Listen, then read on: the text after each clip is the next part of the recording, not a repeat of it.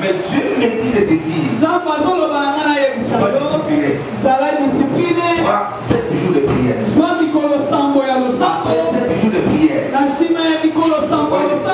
porte s'ouvrir devant toi.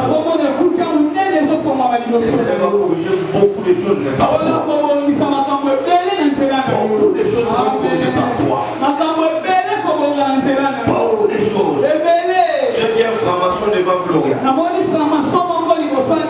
Mais il est au niveau de campus. Je le finis au niveau de campus. C'est comme ça qu'on fait quand on prophétise sur toi. On vient sceller la parole. On vient sceller la parole.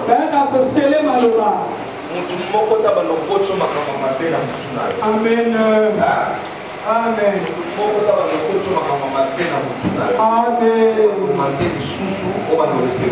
Amen. Ta propre famille. Il y a quelqu'un dans votre famille qui veut l'intoxiquer, qui veut les nuire à l'erreur. Ton avenir, c'est ta famille là. Oh Jésus, mon Saint-Denis. Amen. Je te dis des choses. Je vous dis des choses. Je vous dis des choses. Tu es allé faire la pitié avec quelqu'un qui est sorcière.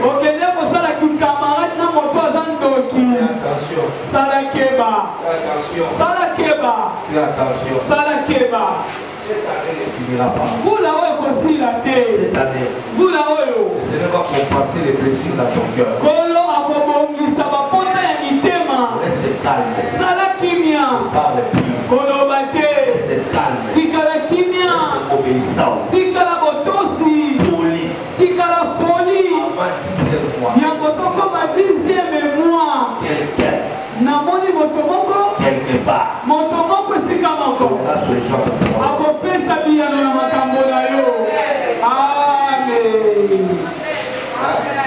Mais je ne sais pas, je vois Diani, mais je ne sais pas. Je la vois ici. Et puis je la vois encore dans un cimetière. L'esprit d'Adiani. On a amené quelque part. Au ciel. Je prends cet esprit-là. Nous avons pour la maison de les choses spirituelles. Amen.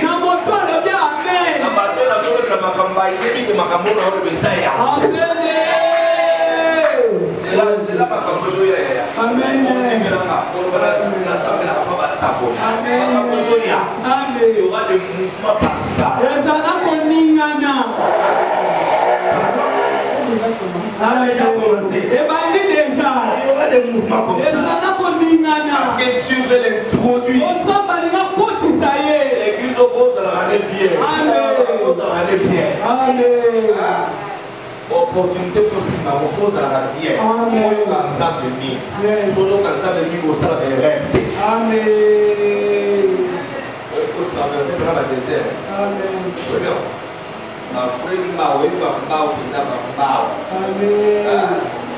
Et pour partir sur les points, ça t'engage, je dis sur ça, la mort va mourir. Mais à un certain moment, ça me fait récupérer. Amen. À la limite, on a une différence dans ma maman. Pendant que je prophétise ici, je vois une compréhension entre une maman. Je ne sais pas ceci, quel dossier. C'est la peur de ta maman. Amen. Et puis ça peut être une scène là, attends pour la vie. Amen. Attends pour les bientôt, on va la brosser. Amen. J'étais en train de dire, je prends l'esprit d'Adiani. On a amené quelque part.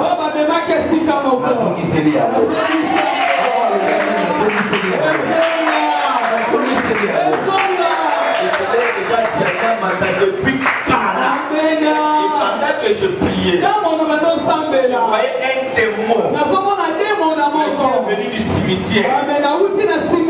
Il voulait affecter la peau d'Adiani.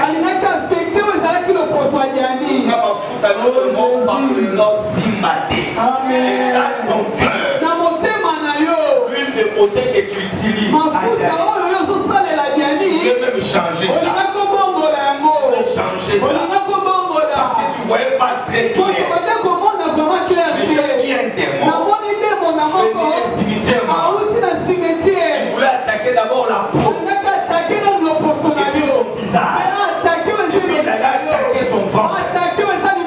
Ensuite on allait attaquer ses pieds. Pendant que je prophétisais, j'ai vu quelqu'un quelque part avec un poudre magique. J'étais là où elle s'assoit, là où elle travaille. Tout ce qui est révélé est condamné. Cela n'aura pas lieu. Cela n'aura pas lieu. Cela n'aura pas lieu. Cela n'aura pas lieu.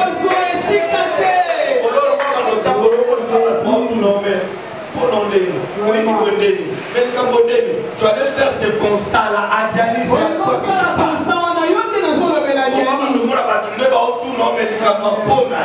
Et toi-même intérieurement, tu voulais déjà commencer à chercher des solutions. Et dans toutes ces solutions-là, je ne vois rien de bon. Mais Dieu me dit de te dire à Kosomba lait de beauté à Sika, à Somba huile d'olive. Vous allez prier pour ça. Vous allez prier pour ça. Vous avez la faveur. Ça va attirer la faveur de Dieu sur le plan financier. Ça va attirer la faveur de Dieu sur le plan relationnel. Parce que Dieu, je vois Dieu prendre la diamine. C'est comme ça dans la deuxième étape, Dieu l'a mené directement dans la quatrième niveau. Il y a des choses qui viennent et on est sur le point d'arriver. Bientôt, on n'aura même pas le temps de dimanche. Bientôt, Yaya. On n'aura même pas le temps de dimanche. Je vois ton pied dans un avion. Je vois ton pied faire des tours. Je te vois à l'aéroport. Je te vois dans les frontières. Et c'est toi qui accompagne les histoires. Et si on a parlé de l'esprit, Dieu me dit, masque de vieillesse, je me couille.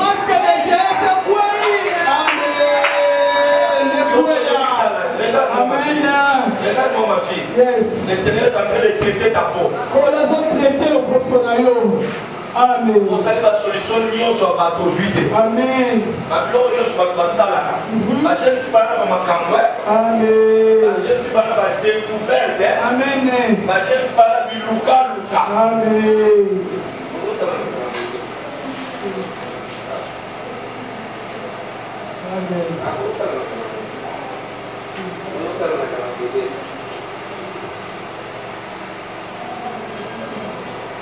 Assombrer les beautés. Pourquoi ça n'a pas de dossier? Assombrer les beautés. Amen. Changer. Changer les beautés. Pourquoi changer? Pourquoi changer? Hein? Changer. Pourquoi? Dis-moi, il y a des temps à faire la calme, pourquoi il y a la loi de qui m'ont voué? Pourquoi aller les beautés? Bon, qu'est-ce que Mazeri, c'est pas autre chanter. Oh, ma brava. Hein? C'est pas qu'il y a un rapport de sang. Ok? Mon lit, mon nio, ce balai au bendo bambo etikalo. Amen. Il n'a pas nio son mouille de balaki sato et l'eau. Amen. La cette place au match. Amen. Place au bacot, ça qui maladie. Amen. Moi, son mon année croquis. Mon coquin mon année. Mon coquin tombama. Mon coquin mata. Mon coquin mon année. Mon coquin bana. Mon coquin pima. Mon coquin bana. Mon coquin dans la honorée. Mon coquin dans la honorée. Molimo achaki na motema na sala bolamu na bato. Oh Jésus. Na bato mususu ayebiseli na ete bato mususu bana liste ya kati ya eglize. Amen. On achaki na kati ya motema. Oh Jésus. C'est par l'esprit que les hommes parlent. Il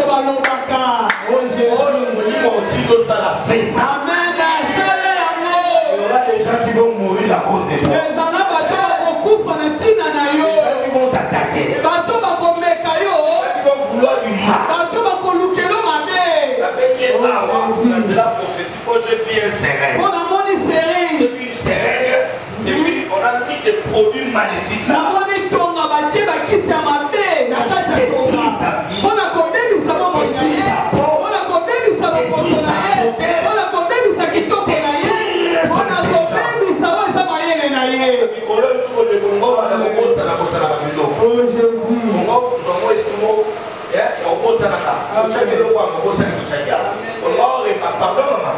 C'est vrai, on va le remarquer, on a déposé ça en vertu de l'autorité que les siennes. Je détruis cet esprit. Il comptera des millions. Il comptera des millions.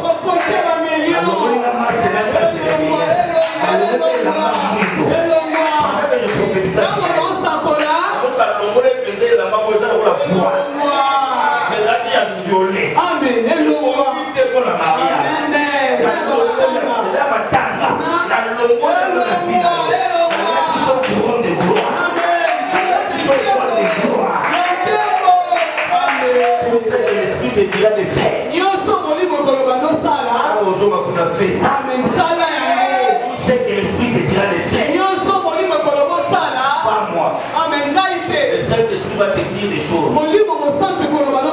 C'est ça. Cette année, c'est son année. Dieu m'a dit, je vis dans sa poitrine, on a écrit récompense. Je vais la récompenser.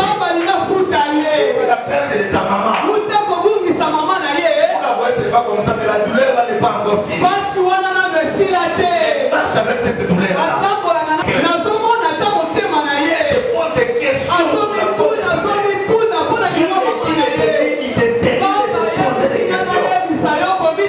Tu vas corriger des histoires. Tu vas corriger les choses. Et c'est toi qui devras venir à la responsabilité. Dieu te donne les moyens. Amen. Ça va faire son apôtre. Il console ton cœur. Amen. A consolé mon thème. Il console ton cœur. A consolé mon thème. C'est ce que tu peux faire. Oh Seigneur, ça. Fais-le. Ça va. Le Seigneur est avec toi. On va écrire nouveau départ. Récompense. Et restauration. Amen. Ces choses vont se faire. Alléluia. Ça va s'établir sur toi.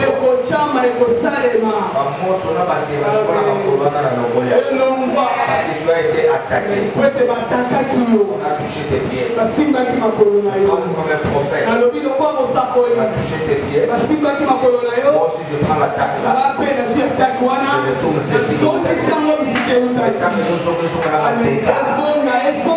Et c'est plaigné dans son cœur. Il a perdu les rêves. Il a perdu les rêves. Il disait dans sa prière. Et Dieu puisse la restaurer.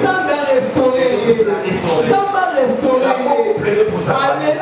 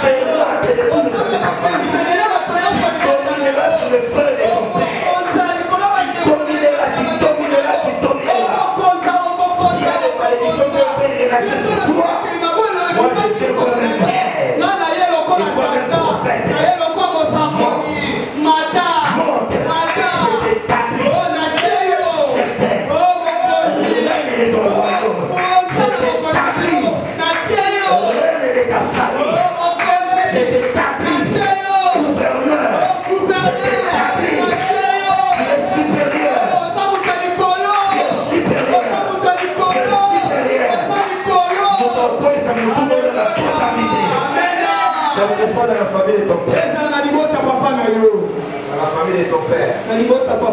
Malheureusement, il y a une femme. Hein? La famille de son père. Il la combat et qui l'attaque. Je me dis de te dire. 2 ans suffit. La personne là dans la famille de ton père. C'est une femme. Elle tombera. Elle tombera. Elle a accusé une innocence. Que Dieu te justifie. Que Dieu te console. Quand tu rentres là-bas, on sait bien. Et puis elle allait prendre les mauvaises décisions sur toi. Mais Dieu te dit, tu as la victoire maintenant. Tu as la victoire maintenant. Il y a des trous que tu dois enterrer. Et le Seigneur lui-même enterre cela. Il y a des choses que tu dois réparer. Et le Seigneur lui-même donne des moyens pour réparer cela. Et que le Seigneur frappe celui qui voulait te juger. Au nom c'est pour ça que je te bénis. Amen. Acclamons Jésus.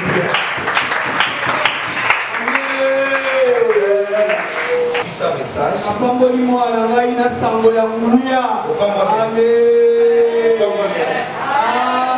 Puissant message. Amen. J'étais au bureau, mais j'ai dit, comme si on a pas les amis. Que celui à qui on enseigne la parole fasse part de tous ces biens, celui qui l'enseigne. Maman, ne vous y trompez pas. Ne se moquez pas de Dieu. Maman Flash, on nous sceller dans l'offrande. Mais tout ce qu'on donne à Dieu, on les récolte d'une autre manière. On appelle les Kulaïo. Moi, je suis là, Abigail, la VMCO, on a ma baisse qui va les lato. On dit qu'il y a des lato matin. Amen. Tate. Amen. La concorde était dans mon lit. Qui est là, dans la Chine. Dans mon lit, il va salir le cadre téléphone à Sika. Amen. Il va salir le cadre téléphone à Sika. Ça va salir la bonne. Ça va salir la bonne. Ne vous y trompez pas. On va salir le cadre téléphone de la monnaie à tomber malade. Ça va vite ça. C'est comme si tu étais malade. Ça va vite ça. Alors, aujourd'hui là, il y a la travail de la maman. Maman la travail. Maman koto, au sein de la bière du colo. Au sein de la bière. Quelle est une folie qui s'en va dans le thème? Ça va pas bazar la bassine, le thème on fera la bassine. Ok? On la bassine, la ligne ça va. So ligne ça va tout le monde et le monde a le téléphone. Et puis la monnaie ça va ici la vision. Ça va vite ça. Amen. Malade qui est là dans le monde mais médecine hôpital. Mais la monnaie ça va épargner. Et le monde est toujours piqué la crise. Oh Jésus. Quand la chose va sauter, la bouche est au sérieux. Parfois, on va au sérieux, on va au sérieux. Ne vous y trompez pas. On ne se moque pas des yeux. C'est que l'homme aura semé, il moissonnera aussi. C'est lui qui sème pour la chair. Moissonnera pour la chair la corruption. C'est lui qui sème pour l'esprit. Moissonnera la vie. Et nous ne lâchons pas de faire du bien. Nous moissonnerons tant convenable. Si seulement si nous ne nous relâchons pas. Ainsi donc pendant que vous en avez l'occasion, pratiquons les biens vers tous, avec les frères dans la foi. Amen. Est-ce qu'on va acclamer la parole?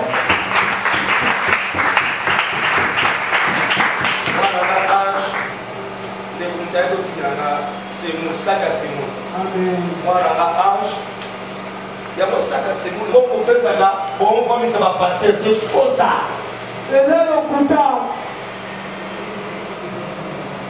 Alléluia. Amen. antichrist papa Nathan et l'autre avant Jésus a aujourd'hui. Et l'autre antichrist il fera cesser les offrandes. Amen. Si l'offrande n'était pas importante, si les sacrifices n'étaient pas importants, comment tu t'appelles? Allez au célèbre.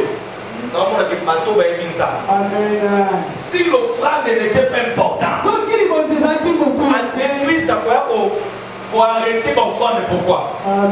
Lis Daniel chapitre 9, verset 27. Daniel chapitre 9. Qu'est-ce que l'Antichrist devra faire avant l'apparition de Christ? Daniel est en train d'expliquer cela. Il est prophète. Daniel est prophète. Il dit l'Antichrist quand il viendra.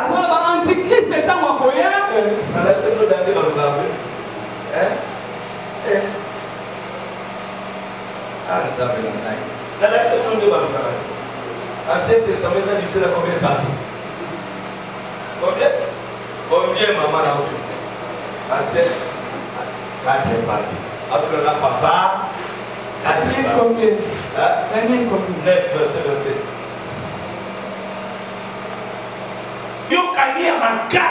Avec plusieurs bruits ténèbres. Et durant la moitié de la semaine, il fera cesser les sacrifices et l'offrande.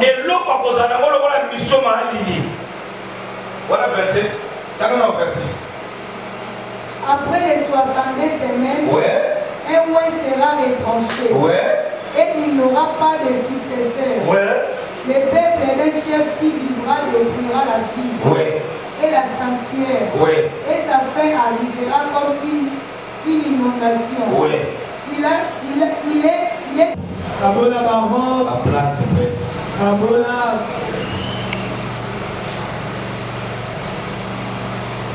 À celui qu'on enseigne, il doit partager. Les chrétiens ne vont pas partager la théma. Les chrétiens ne vont pas kabakate. D'abord, on a le beau qu'on a besoin kilo. Si on a ma voisine, on va partager. On a rien à kabakate. Il y a la kabakate. Il y a la kabakate. Amen. Photo kundana ndenge nzete zana ya mkebongo to beta moko isonga bien. Il y a la kabakate. Amen. Et États-Unis nini, azu tata groupe nini, azu tata nini. Amen. Akolo il y a des boko bisanga habitude. Amen. Ils ont tata les songo. Oh Jésus. Ne la lo babone ko ebi des tata pour. Amen. Dago, dago, dago, dago, dago, dago. Dago, dago, dago, dago, dago, dago. Amen. Papa Leki. Papa Leki. Patrick, Patrick. Amen. Mais apôtre a su au bon. Amen. Apôtre a su au lien, notre prophète.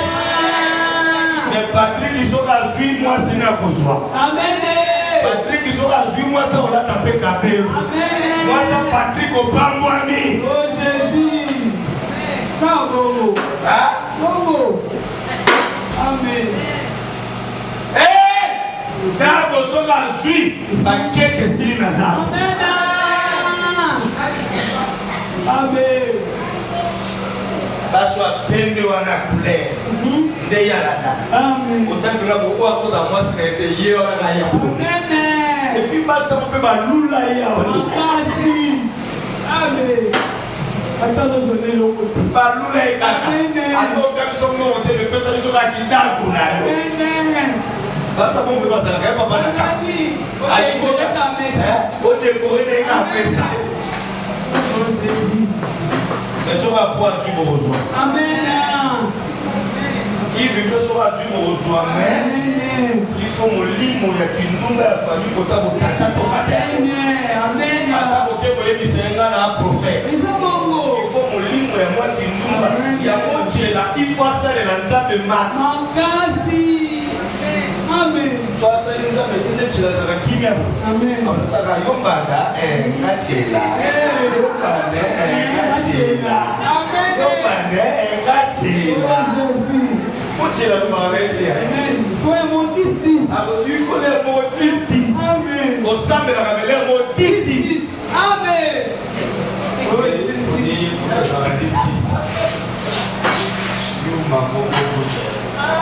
Amen. Il faut les mots. Amen. Tiens la foi la mise. Amen. Maman, avec sa mise là, papa est là au Ghana. Maman Lili, il va pour soi. Amen. Quand on entend ma combat, Yves, na moni va élever Yves. Amen. Na moni va bengier. Et c'est la sacola qui n'a pas été tirée. Na moni na mikolozo eza suka la milité. Na moni situation Yves est changé. Amen. Et c'est ma papa na maman permission à que le fruit de la ndako. Je vais m'accamer comme pour que le Seigneur en a déjà parlé. Amen. Et là, on va tomber là, on va pour ces jours matin qui là. Amen. Hein? Alors, va dire bon. Ah, ok. Ça va pas mourir. Nous tournons dans les gens là, maman. Tu es là, Seigneur, tu es là. Seigneur, tu es là. Tu es la française dans un prophète. Pour ça, il a la mini. Ma modération, ma matéria, ma prière. Il faut la moi, ça m'a bon délit. Il est moissonné là. Amen. Il y a un mariage à Moïse, vous avez un papa naka. Amen. Et non, c'est une télévision, un cadeau à la télévision. Amen. Alléluia. Amen. C'est normal que toi, comme la main, tu vas à la TV. Amen. Alléluia. Amen. Il y a un autre à la TV, Belén Anda. Je suis devant les autres pénatés. Ce qu'on se mettait pas. Ce qu'on a monté, madame, sur papa, Kabela, la TV, la vision pour Faki. On se met. Amen. Amen. Ne vous y trompez pas. Au flanc jalon, il est moissonnera. C'est que l'on va semer. Il est moissonnera. Ne nous lassons pas de faire du bien. Car on moissonnera autant convenable. Condition de la si nous ne nous relâchons pas. Et sinon, pendant que nous avons l'occasion, est-ce que nous pouvons se faire du prophète quand on a l'occasion de faire du bien? Maman Lili, qui sont les autres vraiment mal à l'aise.